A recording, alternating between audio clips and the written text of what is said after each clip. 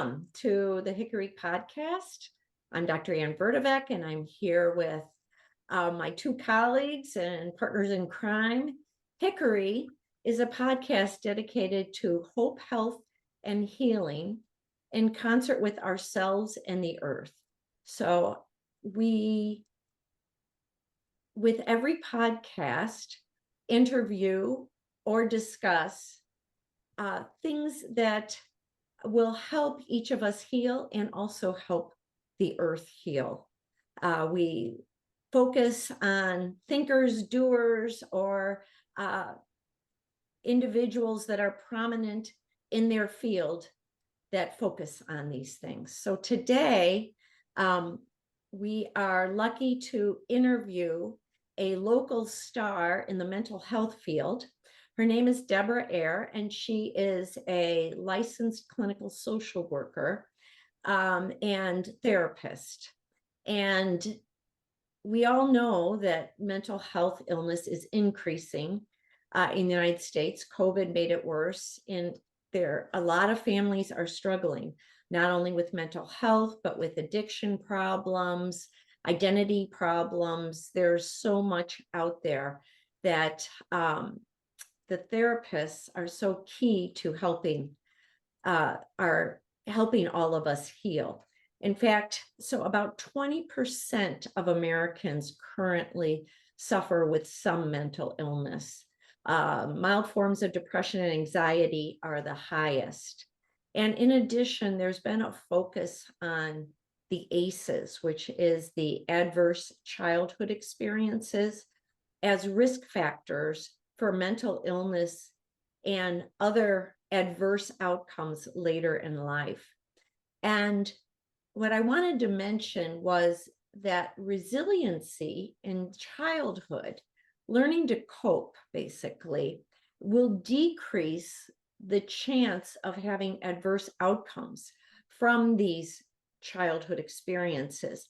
And that's where the therapists really come in. I think that's one of the things that they can do is teach patients resiliency. It's not something taught in school. It's not something inherently taught, but maybe learned from parents.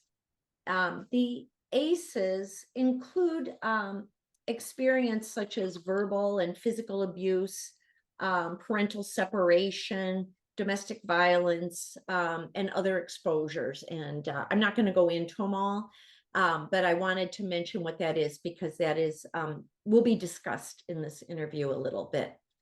So with that, I wanted to introduce my two colleagues.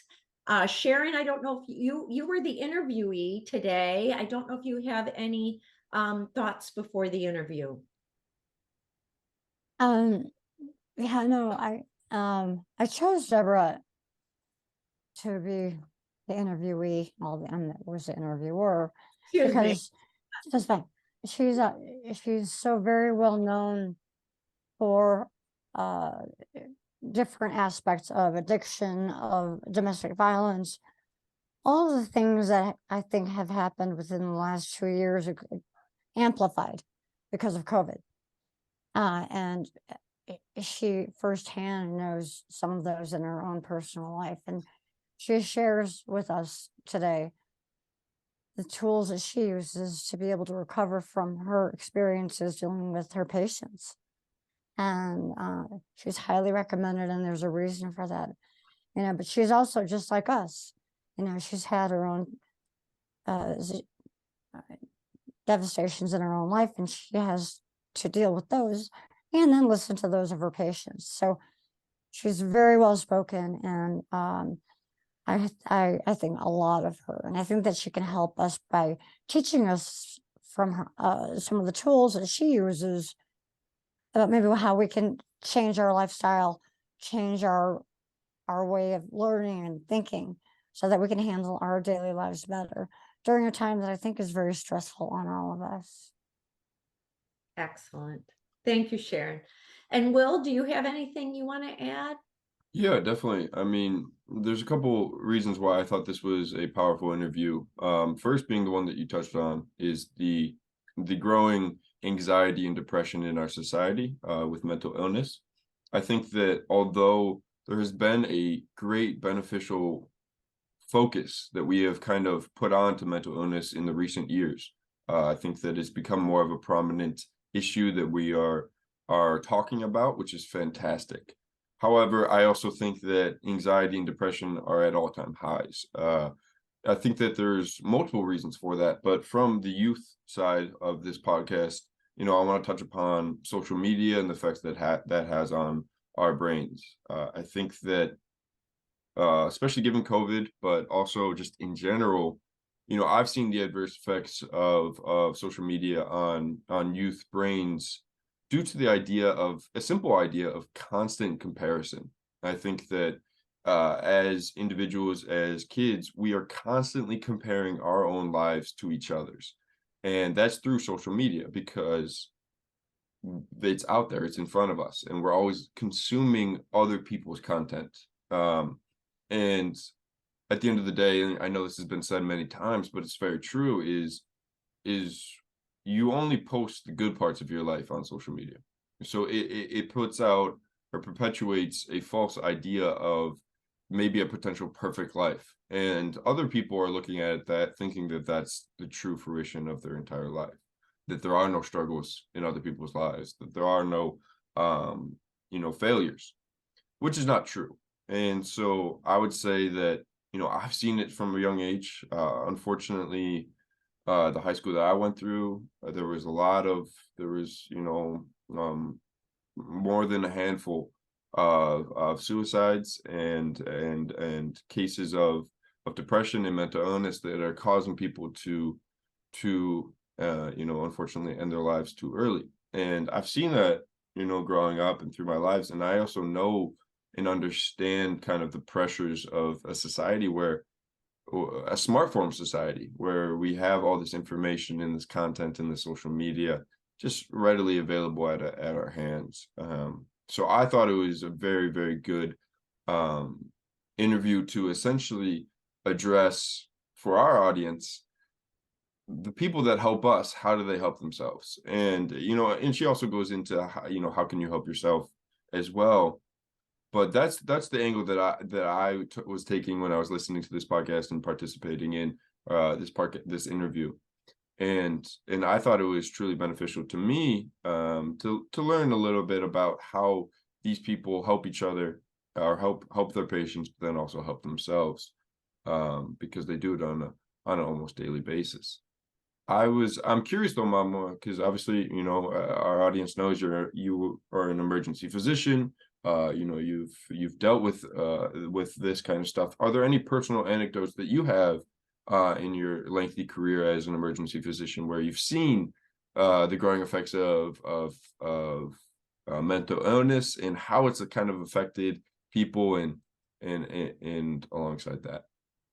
Oh, access to proper care is a huge problem. Plus, the rise of mental, anxiety and depression, especially suicidal ideation, especially in the youth. I mean, the first half of my career, I never saw the volume of kids, and I'm saying down to the age of 5, that are truly depressed. And I do agree with you. Social media is a huge factor. For example, there's something called cutting, where depressed patients will just make little cuts on their arms or legs. And that's the idea, is that makes them feel better and they're sort of releasing something. I never saw that at the beginning, but once social media hit, it became kind of a popular thing to do. And I know social media is a factor there. So But the access is really tough. yeah. There's less and less appropriate inpatient units for these patients, and they end up sometimes sitting in the ER for a long period of time waiting for the proper placement. And we have to make tough decisions on what is the best care for each individual. And it's really tough. It takes into a lot of factors, including parental support, family support, safety. There's lots of issues, but unfortunately, yes, we see more and more of it. So that was great, but one of the things that I've heard about the cutting thing, and obviously I've never personally experienced it, but what I heard an explanation one time, and it's always stuck in my brain. It's the idea that these people are going through emotional pain, and they're going through emotional and mental and spiritual pain, and they don't know how to isolate where that problem is. So when they do cut, they're isolating it into a physical pain. So essentially, they're so confused on where the pain's coming from that they try to isolate it in a location that they can go, that's where my pain is coming from. So it becomes a physical pain to essentially identify the pain rather than have this cloudy pain in your mind that you can't address. That being said, Debra is the opportunity to address that emotional mental pain and identify it without having to physically harm yourself. So this is a therapist that essentially through discussion and talk therapy and other forms of therapy, you can isolate what is causing that emotional and spiritual pain. And therefore you don't have to go about these extreme measures to do physical pain to isolate what it is. And then you can address the actual true center of the problem rather than create a new one. I love that. Very true. Very true. And in fact, in medicine, we feel that those who chronically cut, if they come in freshly cutting, there's a little less chance that they are truly going to act on their suicidal thoughts because they've already, like you said, tried to release some through the cutting. But you're right, there's much better ways to handle the emotional pain than that way. But that is interesting because that shows the link of the mind to physical and mental pain, that the mind, that part of the brain that deals with pain, deals with both types, and how, the emotional, physical can become blurred. Because they're both considered a similar type of negative event to the brain. Absolutely. And one thing I would also like to point out to the audience would be, and this kind of brings it back to our podcast and kind of where we're at with it. Before this intro, we were looking up different data to talk about the mental health and, where it is. And I realized the trend when it ranked all 50 states on where they are with mental illness. And, I saw this trend immediately that the states where, the typical states that you would imagine someone can get outside, get into nature, and are more active type of states, they are lower on the list. For example, Colorado is the lowest, Wyoming is the second lowest, Oregon is the third lowest, and Utah is the fourth lowest. So those are all states that, typically the populace are able to get outside and experience a little bit more of nature. This might be a stretch of a point, but I think this brings it back to our podcast beautifully. We, in our first episode, all three of us admitted that truly the experience of nature is what really gets us out of ruts at times. So there is that ideal of, we are trying to connect our audience back to nature a little bit more, and you have to find it in your own way. You have to find out what works for you. But that does go to show, kind of what we're preaching is this idea of connecting ourselves back with nature will inherently, hopefully, and what we're arguing is that it will help you with your mental health and your physical health and your spiritual self in all forms. So I wanted to reiterate that as it was interesting to me as I was going through it, and that's something that we're going to continue to preach, and that's a huge basis of this whole podcast. And I wanted to share that with the audience. Well, you're so right, Will. There's quite a bit of literature to support nature as medicine, specifically for mental health, for relieving depression, decreasing anxiety, having better mood, feeling happier, feeling a better connection to other people. All of this has been proven in studies, and it takes as little as 2 hours a week in nature. safely, or even just exposure. Believe it or not, just looking at a picture of nature does have some benefits too. Obviously, it's better to be out in nature, but 2 hours a week has really been proven to have so many benefits. And hopefully in other podcasts, we'll talk about it further. But without much ado, maybe we should get to Debra Ayer's interview. And here it comes. Yeah, absolutely. Enjoy, audience. And a real quick preface to all of our listeners, I am going to be moving to Australia for the foreseeable future. But the podcast will continue as, you know, as scheduled, and everything, and content will still be put out. But I just wanted to let you guys know that. Maybe not the next time you see me because we've recorded an interview, but after that I will be I'll be coming from Australia. So I'll see you guys over there. Enjoy the interview. Hi, welcome to Hickory. Our podcast today is focused on therapists and someone who I've known for over 4 years that I thought would be a really fascinating person to talk about all the things that are going on in our lives and what she sees and how she deals with it. And I'm delighted to be with my BFF from the day I was born, Ann Verdevec, and her son, who is like my own son, Will, who's our production director. So let's just step right in and welcome Debra Ayer. To say, Debra, welcome to our podcast. You're one of our first 6, I think. And so I was telling the part of our team that it sounds to me, with my contacts, that people are more interested in what you're doing than they are from some of the most highly technical people in the world that are changing things. And it just kind of brings us back to human nature, which is really what Hickory is all about. And I'm sure you agree with that, right?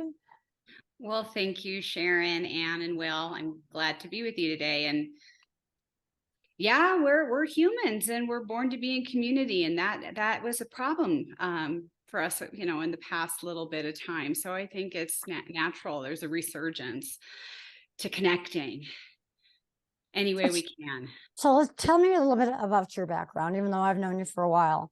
Let's talk about your background and how you got to where you are today. Well, I am a licensed clinical social worker working in Park City, Utah. And I have been in private practice for about 8 years and have had a really diverse professional background, which I think is an asset in my field. And I've worked in advertising, marketing, real estate, insurance, and cosmetology, and in nonprofits, both in human services and in fundraising. So I had a change in my life and decided to go back to school. And I think I had always had a secret desire to be a therapist, and made that happen, you know. So yeah, that's what I do every day. I listen to people's stories and I work with them as they begin to transform themselves. Which I think is a perfect subject for us, because what we're focusing on is people and how we are dealing with the stresses of our daily work to be able to go forward again. You know, we have such a diverse clientele of people that we're interviewing, people that are trying to prevent whales from becoming extinct and elephants from becoming extinct, and human trafficking from stopping. And it's like all these global issues we're dealing with and interviewing people that are really on the cutting edge. And the interesting thing about Debra is that Debra listens to our stuff every day, all day long. And we want to know how she does it and goes home without going crazy and goes on to the next day to help the next person. So I was really excited about the feedback that I have from my circle, because they want to know how, even more so, like they're not asking about how are we saving the elephants. They're saying, how does people like Debra keep on going every day and, you know, help people when all you do is hear people's problems all day long. So yeah, you know, it's a good question. I think it's a learned skill, certainly, because to be helpful, you don't necessarily need to be deeply enmeshed. And that is something that I think you learn over time as a therapist. You've got to, I mean, this is a marathon. And the great news is we as humans are really resilient. Humans have been doing the most horrible things to one another for a very, very long time, and we are still standing. So I like to remind people they all have that internal resistance. They just need to find it again, to tap into that. And sometimes it takes talking to an outside party with a different perspective to remind you how strong you are. Now, And who do you go to? who do I go to? Who do you go to let go of some of the things that happens to you every single day? Do you see somebody? And Yeah. So I think, and this is what I do. I think everyone has to have their formula to decompress and shake everything off. And I've been taught, an enormous amount of different techniques, everything from shaking the energy off my shoulders and smudging to working with fellow social workers. I try to be in community. I go to consultation. I belong to a Jungian social group work that is a training group where we talk about our transference. I mean, there's a lot of different things, but yes, I seek outside help, both from others, spiritual and therapist types, and I focus a lot on taking care of myself. Yeah, that's pretty amazing. I mean, I would say the same thing to Ann Rudovec. I mean, ER doctor, how intense can that be? And how long have you been doing that? Since 1989. And she's still sitting up straight. Pending, yeah. Amazing. It's like, it's like people like you too. Amazing women are just, I don't know how you do it, but I'm glad that you're doing what you're doing. Yeah, it's interesting. Just to jump in real quick, Sharon. It's from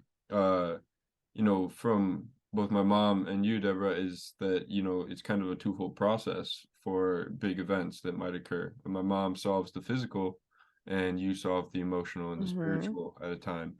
My mom is kind of starting to enter that your side of the realm as well, with the integrative medicine and in the joining of Eastern and Western medicines that explores that other side as well, a lot more than just the physical side. But I just wanted to point out that to me it's like we have a twofold process here with my mother, solving the initial physical harm, and then you on the back end solving the more personal and internal damage that someone might endure. Yeah, it's interesting you bring that up, Will, because I did work for a time I worked on a couple hospital units, but most recently at a cancer center here in Utah. And that was a great experience because truly there was a blending of the medical and the mental health, because sometimes when people are flooded and overwhelmed, they can't make decisions or move forward. And it was great to be in collaboration and work in a multidisciplinary team that way. Yeah, it's interesting that you say that, because I feel like society has kind of gone in the direction of where we're starting to recognize these mental illnesses in cooperation with the physical, and putting more emphasis on that. Why do you think that is, that we are kind of starting to realize the effect? And do you believe in this strong, take, for example, like you said, a cancer patient, a person with a strong mental and confidence in fighting through it, as opposed to someone who might be more down in the dumps about it, and how that affects actually the physical? Because I believe that we're starting to realize how much more the emotional side and the mental side affects the physical side as well. Yeah, that's a big question, right? There's a lot of territory there. In terms of mental health affecting the physical, it's interesting. In mental health, we haven't had a ton of breakthroughs in the past 30 years. I mean, really the same interventions and medicines are available. Every now and again, there'll be some new pharmaceutical that's released, but we haven't found a panacea for what happens. And so I'm always interested in looking at spiritual realms, and right now psychedelic medicine and psychedelic psychotherapy is a big part of the movement, and seeing great breakthroughs in terms of PTSD. And Anne could probably speak to this better, but I think there's strong correlation and evidence that when someone, especially with something like the ACEs study, which is adverse childhood experiences, early negative experience in life, which often affect our lens and coping skills, really have been found to create negative outcomes for people in adulthood. Mhm. And we haven't, these studies were done by Kaiser in the 90s, and we haven't really done much with that, have we? No. We do learn about it more, and they try to talk about us being more sensitive, picking it up, trying to give more support. And because really the resiliency, which you mentioned at the beginning, has been shown to negate some of the negative impacts of the ACEs. And so how do you teach resiliency, that sort of thing? It's interesting that you mentioned drug therapy for mental illness as opposed to what you do, which is probably more Right. important. The actual therapy, and also to me, things like nature meditation, taking care of yourself, exercise, have all been shown to be as effective as so many of those pharmaceuticals, specifically head-on head exercise versus an antidepressant, that sort of thing.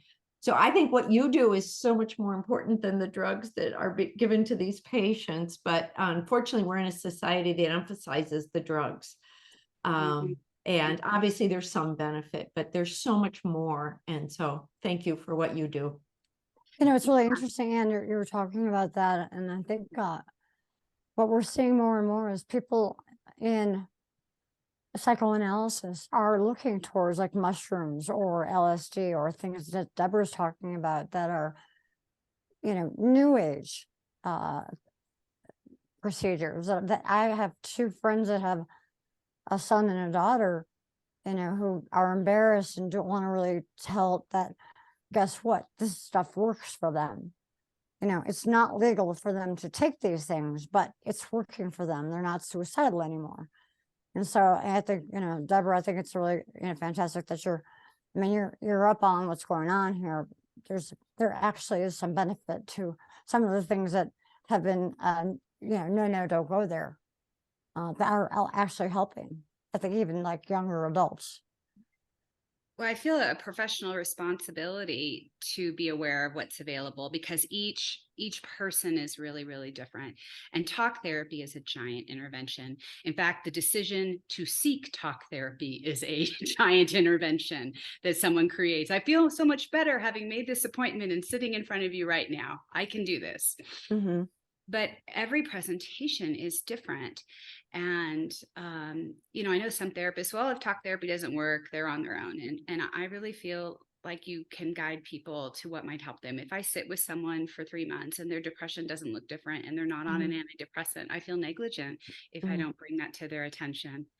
That being said, I've sat with people who've been on an antidepressant for 20 years and still struggle with seasonal affective disorder. And so then what can we do? And what is the rigid thinking that you have that we can begin to work with and get some more cognitive flexibility? And if talking with me isn't doing it, let's talk about some of the things you can do. And what are some, and I'll have like a light board in my office to tell people, hey, you're responsible for taking care of yourself. I take care of me. You need to take care of you. Right. So let's go to some general questions. You being in this business for, did you say 8 years? Yeah. If you were to do this over again, would you have selected this profession? I think I'm exactly where I am supposed to be right now. I have really done a lot of different things, and in each, after the newness would wear off of a new job and I would have it, pretty much under my belt, I would be like, what's next? What's next? And this is the first time that I'm not yearning to be doing something else.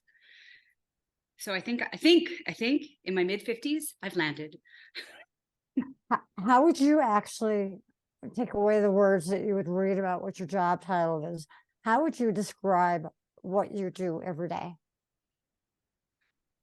Oh, it's very different. I don't have a single thing I do, but I would tell you I'm a trauma therapist, that I treat PTSD, depression, anxiety, significant life changes, and grief, and that every day is different. What do you think some of the most difficult parts of your job? Are you able to really close the door at 5 and go home and be the wife, the mother, the Deborah? Most of the time, and that's taken some work around my schedule and some seasoning. Not much surprises me anymore, and I've heard some pretty horrendous things that people don't like to talk about. I mean, most of my day I hear things that people don't talk about in public circles. And I need some time to do that, but I've learned it doesn't help anybody to be swallowed by their story. You don't really help someone. They don't feel better when you're overwhelmed by what they're going through. You have to understand the gravitas. And so this word enmeshment is one I use and I avoid, right? And I don't take on that. And there are days that are hard, that are really hard. I hear some particularly awful things or something unjust that's happening now that is wrong, that really kind of tickles my social work advocate inside. But I have to let that go. And that's a process. That means time alone and often a little bit of quiet and play for me. So that's where Ann and I come back to, this is what Hickory is all about. What are the tools that you use when you have one of those days where all of that comes at you? And I'm sure that you like some patients more than others and relate to some people more than others, or when you have those days and you've got to go home and know that you're going to have to be on the spot tomorrow, are there any particular tools that you use that help you? So I have a photograph of me when I'm about 12, and I'm just like this big goofball, and I like to remember her. Aww. She was just super goofy and silly, and I like to remember that part of myself. I love that. It's nice, right? Because laughter, what did someone tell me once? They said, the most horrible thing plus enough time equals humor. And Right. Yeah. and it is true. As humans, we when we stop being afraid of something, when we can laugh at it. And I remember that. And I also remember that I am not anyone's real solution. I am on their path, right? They have chosen to include me on their path to feeling better. And I have to approach that with some humility and responsibility. And the humility helps, right? Because I can't solve people's problems, but I can maybe help them think about things differently and give them some tools. So, and there's a million tools, Sharon. I mean, there really are, but those are the two big ones that I think keep my head in the game so I can keep doing it, like to be aligned so that I can take it seriously, but not too seriously sometimes. Right. So what do you consider to be the pros and cons of your selected profession? It's really fun when you've been working with someone for 6 months, a year, longer, and they're really different. What a privilege, right? Seeing progress. Seeing progress, right? Yeah. Someone say, oh my gosh, this thing happened. And then I remember what you said. And I'm always like, well, what was that? Yeah. Hopefully it's something I actually did say, but maybe not. And that's all right. Because they hear what they want to hear. Everyone hears what they want to hear. And that's really fun. And I meet the most interesting, engaging people that inspire me all the time. Do I have to? The cons are I get tired and it can be a little lonely. It might surprise you.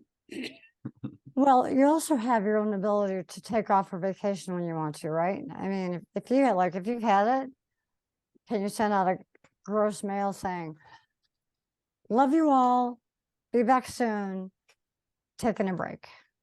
Yeah, I could do that. Which is not in every profession can you do that. No, I can't do that a lot.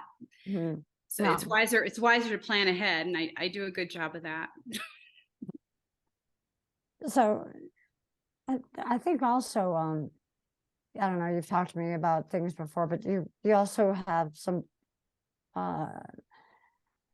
poets and writers that you go to and music that you go to. Those are also part of your healing process from being with patients every day, aren't they? Mm. So I've recently become, and this has grown over the past couple years, but really captivated by Himalayan crystal sound bowls. And I created a room in my house.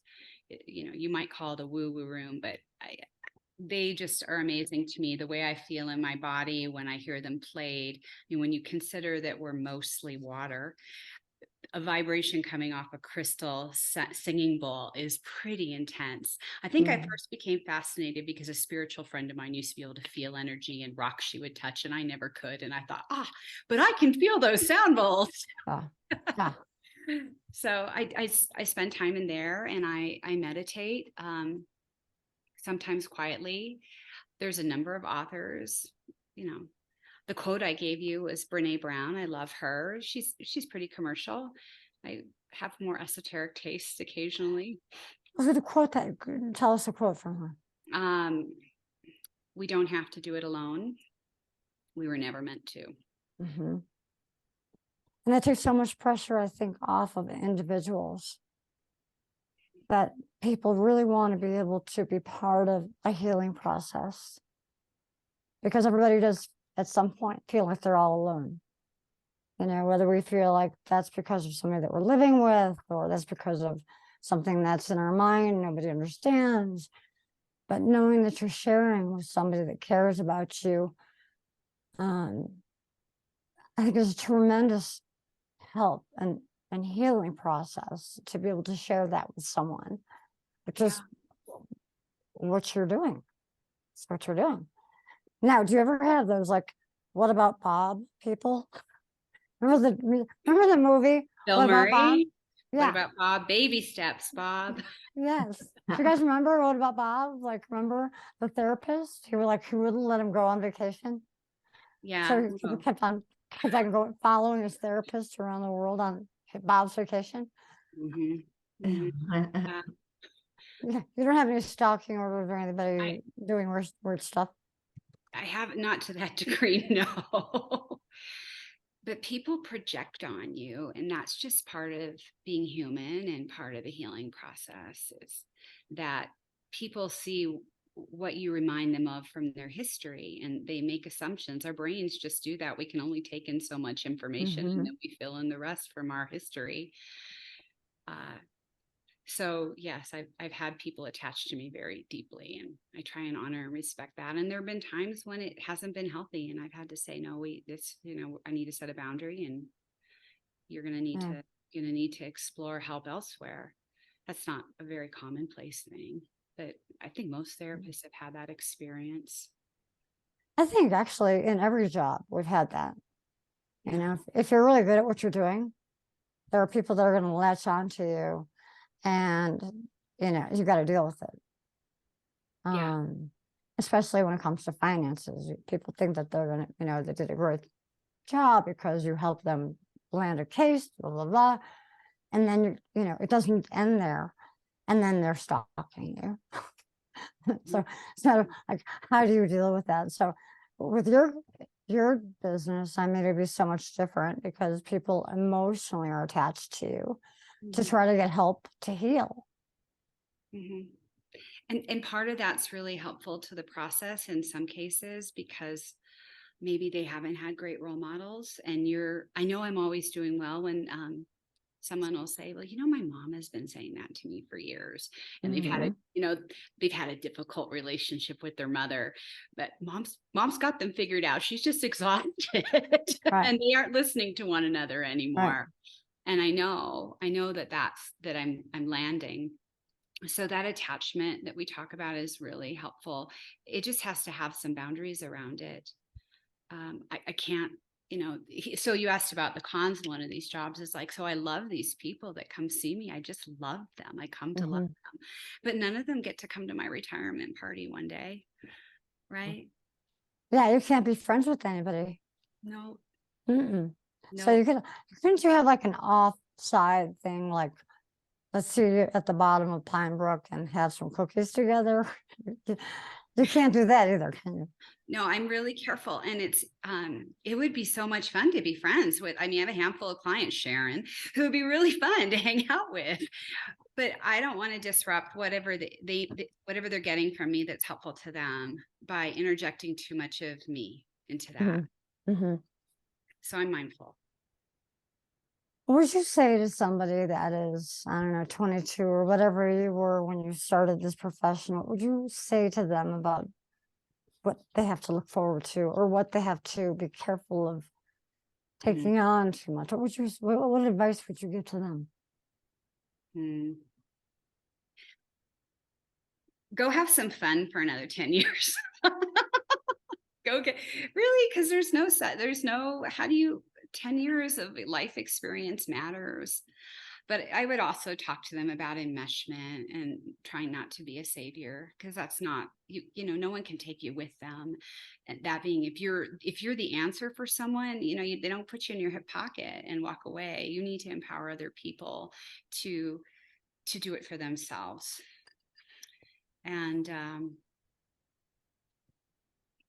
I would also, I think, tell them that they have to be ready to do their own work, because this means just as much as clients project upon me, I project upon them, and I have to be aware of my own biases, my own way of looking at the world. And if I get activated, understand that that's a part of what's going on in me, and take responsibility for it, and understand that, instead of saying, that person's a pill. Mm-hmm. Oh, look, they just, let's look at behaviors and make meaning out of it in a different way. And that's a profession long commitment. Right. So what about the clients that you have and they feel like, oh, I'm healed after 10 years with Debra. And then, they're off doing their family picnics. Can you become friends with them then? Well, you know what? I am friends with my first therapist. Yes, that's great. That was a long journey though. And now we're colleagues. I think you can, but I think you need some time and space, right? And that has to be, the therapeutic relationship has to be over. Because as soon as you become friends, it changes. I've been on the end of that. I watched that relationship change for me when he self-disclosed to me. It's kind of a father figure, and it changed things for me. And that was wonderful, and also not therapeutically helpful at all. Right. At least in the moment. Right. Yeah. So do you love your job? Yeah, for the most part, I do. I have long, hard days sometimes, and I need quiet time, but I do. I'd like more people at my retirement party. There can't be. Yeah, we'll see. I mean, they can't go, right? Yeah, right. So they can write you a note, but they can't be there. Right? They can write me a note. A note, a check, and like a little gift box. Well, and that's great. What a privilege Mm-hmm. to help make things a little bit better, maybe a lot better. Doesn't it feel really awesome when you go home? I think with all of us, when we feel like we've done a really good job at what we put our heart into, to be able to go to sleep at night thinking, you know what, I did something really good today. I really helped somebody today. I see the difference today. And I know you, and I'm sure that happens a lot, where you've changed people's lives. You've helped people deal with some of the most difficult issues in life. That's what you were trained for. But you're still human, you're still Debra, so it sounds like there's like pros and cons to this, where it's got to be really, really difficult for you to work with somebody very closely, but then let it go. Yeah, I don't always get to hear the end of the story. It's so frustrating. That's what I was thinking. You were deciding on this job or not, and it's a year's gone by. What happened? Yeah, right. And you can't just send a text going, "Did you get the job?" Huh? No, see, that's where you need an assistant. Did you get the job? To do all the follow-up questions. Yes. Get the story. Yeah, it's really funny. I have like so many people writing to me about different things, and it's like my assistants. I've had 6 assistants over the last 10 years, and people are writing saying, what happened to Mary? Where did Diane go? Did they get the job? And like all these Mhm. things are happening without me even knowing it, that were really beautiful. Yeah. So we're kind of like, and Anne knows this. You do things that you need to do, and your heart feels like it's time to step this way, and we can all make a difference in somebody's life. We can all make a difference. Yeah. Yeah.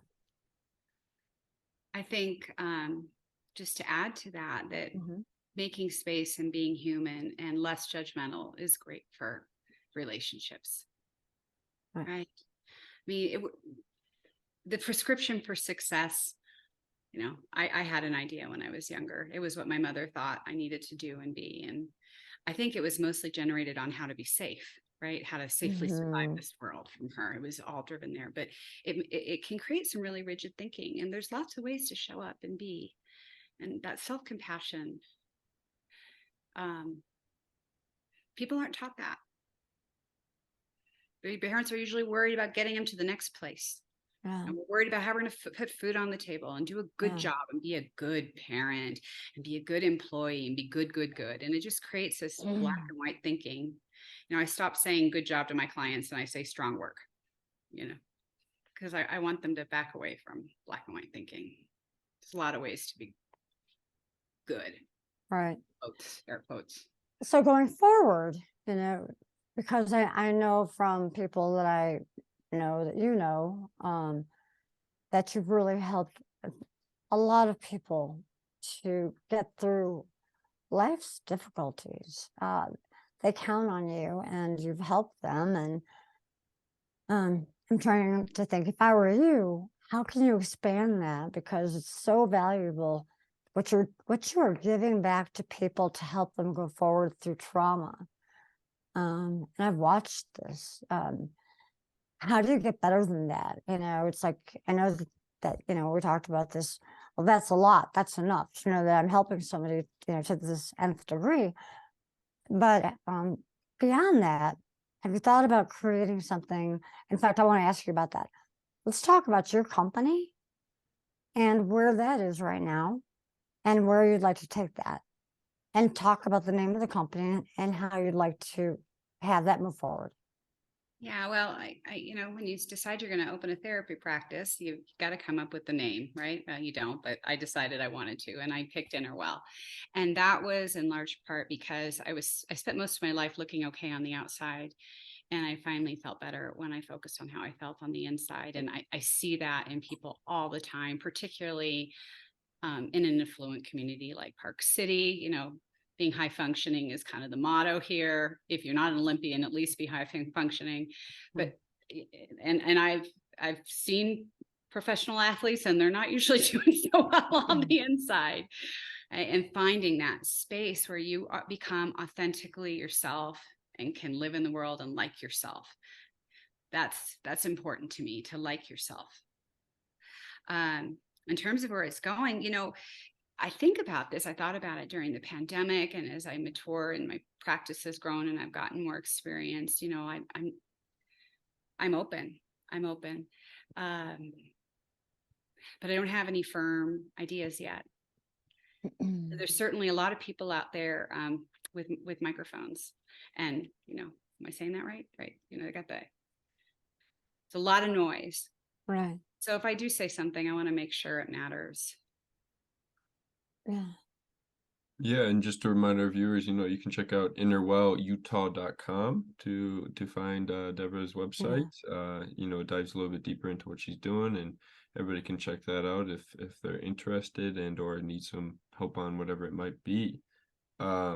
Just to jump in real quick, Sharon, I had a quick question. Yeah.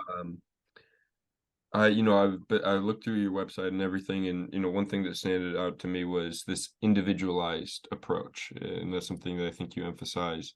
And it kind of circles back to something we talked about earlier with this individualized versus like commercialized, potentially maybe pharmaceuticals.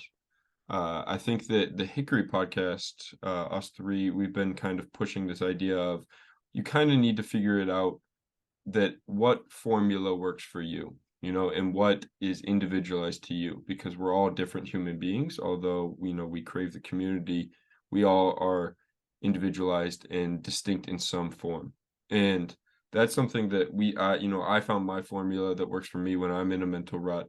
And that's something that I've, discussed previously on this podcast. I just was curious as to you, and your thought, and this is kind of a twofold question. First being, do what are your thoughts on individualized approach to psychotherapy? And then second, what is kind of the end goal in your opinion? When you approach a client, or when a client approaches you and you're working with them, is there one certain end goal in mind, or is that also unique to each case? Well, those are great questions. The individual approach, in school, you're taught to follow a modality, right? Because that's measurable and quantifiable, and science really likes that. But there is some magic that happens in the therapy room. And I have found that following those modalities is really rigid and doesn't work for people, at least not letter by letter. And so I'm kind of I don't want to say melting pot, but fruit salad approach. And I feel like I pick up stones as I'm in the room and working with someone and looking underneath to see what we find and what we can work with. And so that's going to be as different as each person. And it's going to be based on their belief system. I mean, I have my belief system, but it's not my job to impose it on somebody else's. It's my job to discover what theirs is and help them identify those strengths so that they can leverage them into resiliency for themselves. And they may not, there's something about saying all of this out loud that people remember who they are at the core essence. Who is this strong person I've always been that I've forgotten? And so, I could follow DBT, CBT, or EMDR therapy, which I am certified in, to a T, but really I want people to remember who they are.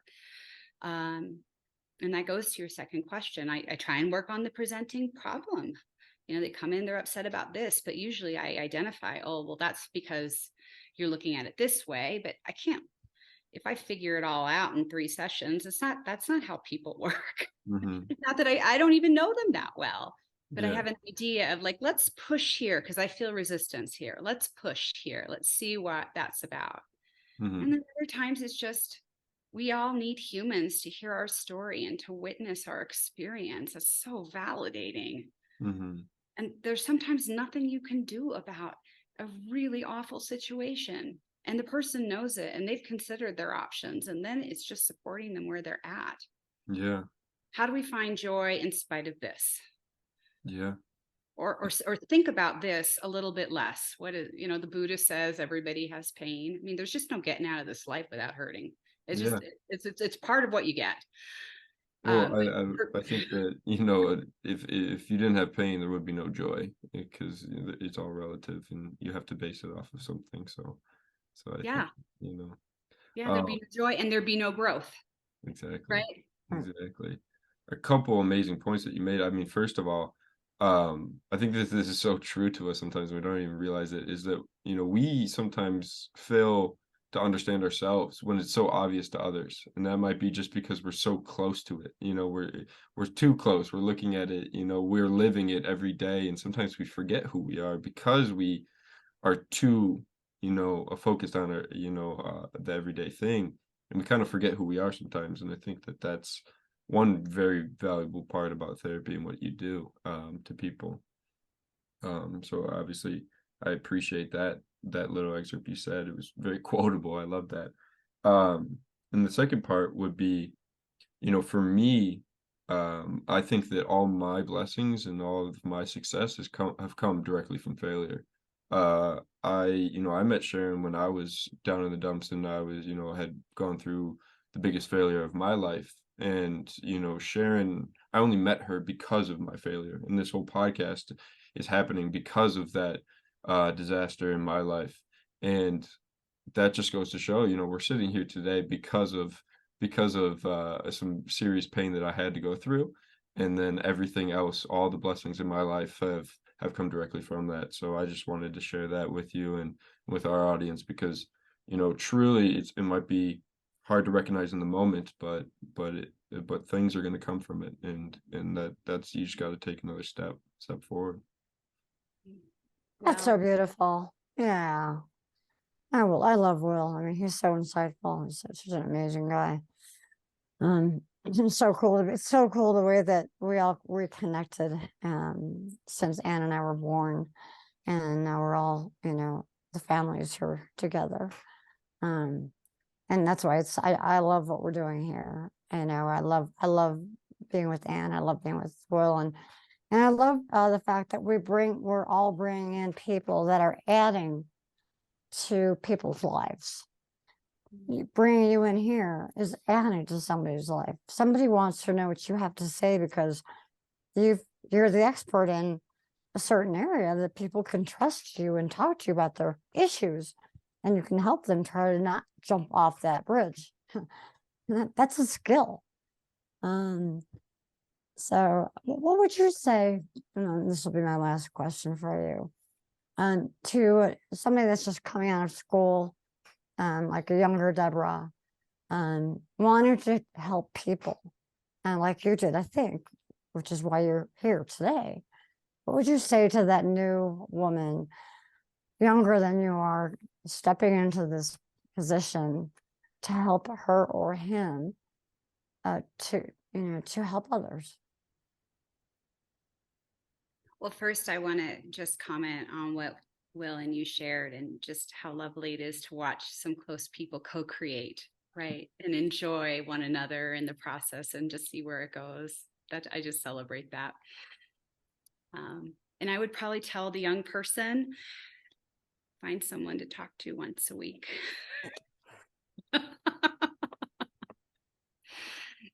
Yeah. And then it'll be once every 2 weeks and once a month, but you need to have guideposts along the way, a check-in. And I think friendships. I think we all need friendships, right? Yeah. I mean, we're all busy. And thank God for Ann calling me one day saying, my son's coming out, you want to have him part of your conference. It's like Ann and I reconnected, and that's probably one of the most beautiful things that's happened in my life, is the reconnection with Ann, and her family, and supporting each other as best friends, as family, as whatever we can do to help with love.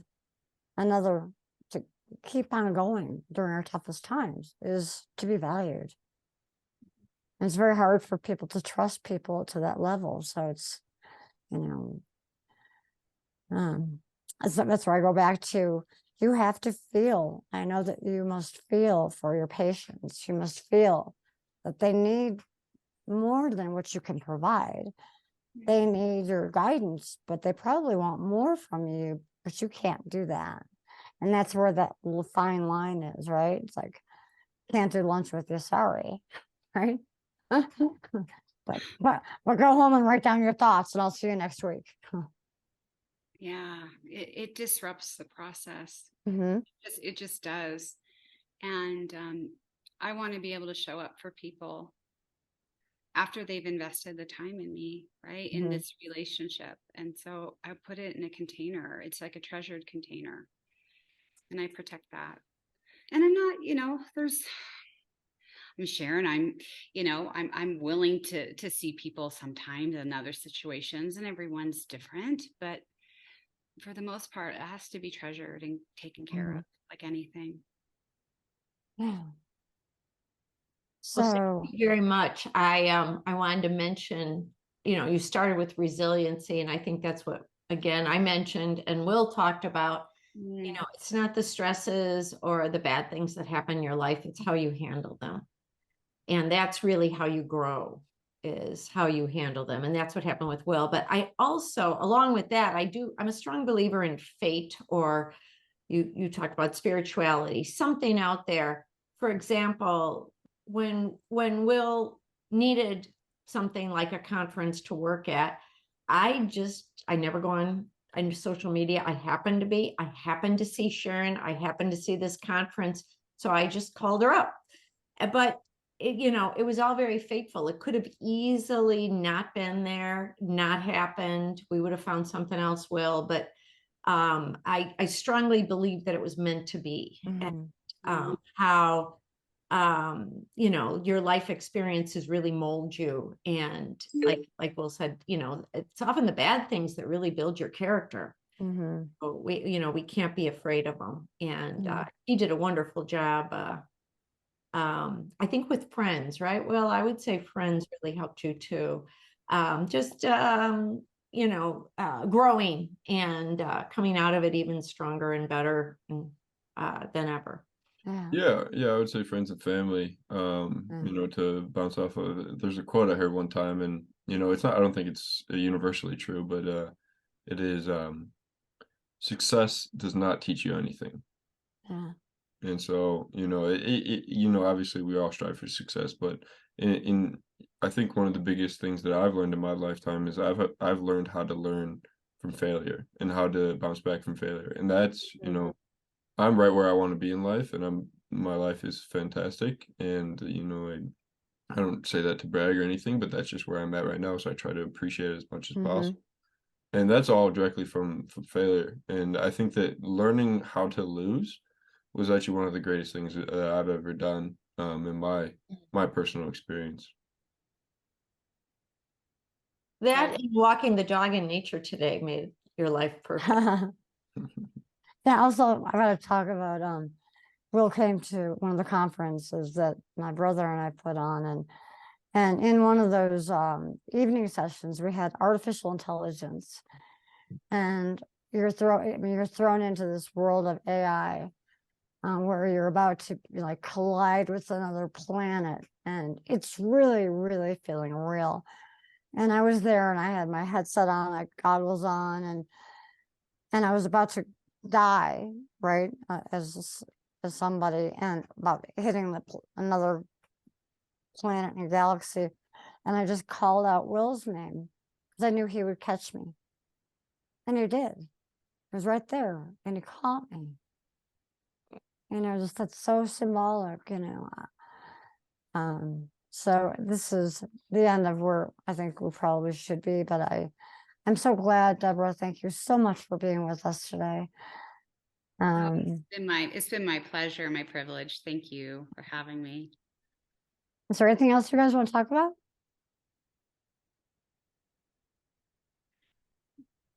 Well, you're talking.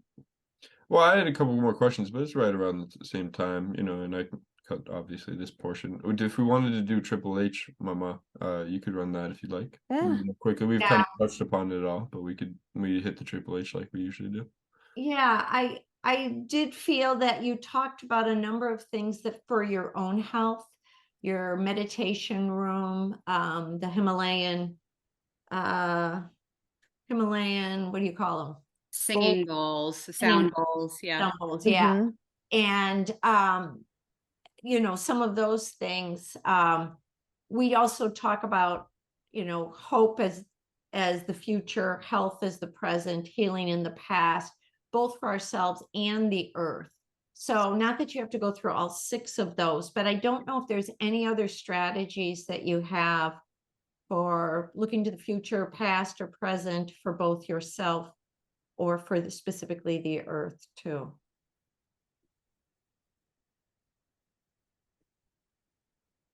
There's a couple ways I could answer that, and I'm contemplating right now what that is. I think it's important to remember that we're all in a process, right? That everything isn't final just this moment. And there are things that are final. I mean, every human is going to die, right? That's going to happen. But when you talk about our planet and us as a human species, we're all in a process. And talking and being with one another, that and connection is, I think, the cornerstone of hope and healing. Excellent. I did note last thing I'll mention is you wrote a little, it's actually almost like an essay for Sharon. Mentioned in there was about your perception of the earth as being so small in the vast universe. Really like that. And I don't know if you could share any of your thoughts about that. Whew, that could go all kinds of ways. In the whole health and healing kind of. In the whole health and healing. All right. Yeah. No pressure. No pressure there. I guess as our society advances and new technological discoveries are made, I mean, we aren't the only planet in the universe. There's telescopes all, posting pictures of that on social media every day. And I find that a hopeful thought, right? That that there's something bigger than us, and that this may not just be all that there is. And I think about animals that like dogs can hear at a different pitch, but we can, and what perceptions limit us from understanding that. And I believe that's possible. I believe that there are things we don't see and understand, and I choose to find that a hopeful thing. That at our nature, we really, we're all about living. We're all about experience. We're about love. We're about connection. And so, if there's another planet with other people on it, aliens, whatever you want to call them, I imagine if they're still there, they have to abide by some of those principles too. Oh, that's wonderful.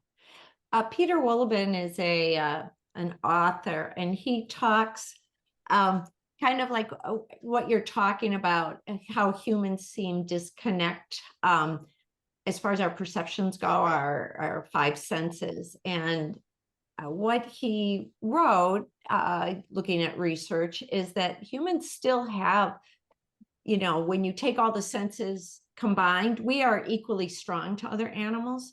But what the disconnect is in modern life, we're not out in nature using them.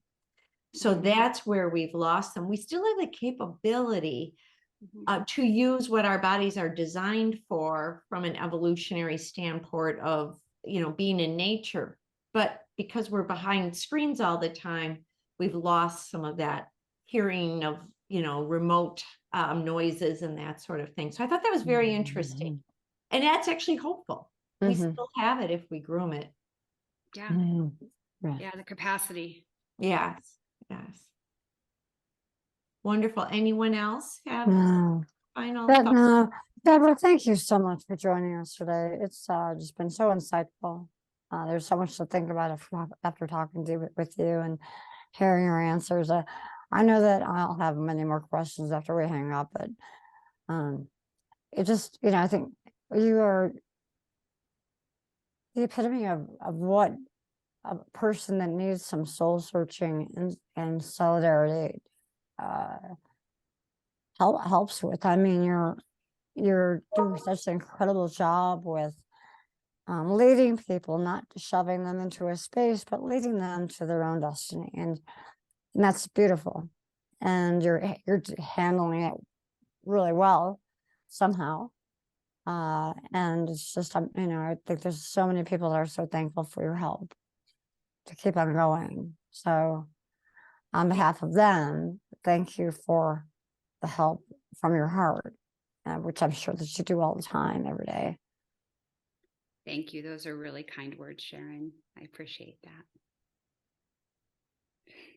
Thank you. Thank you very much. Thank you, Anne. It was wonderful to chat with you guys today. This was Yeah. fun. Yeah.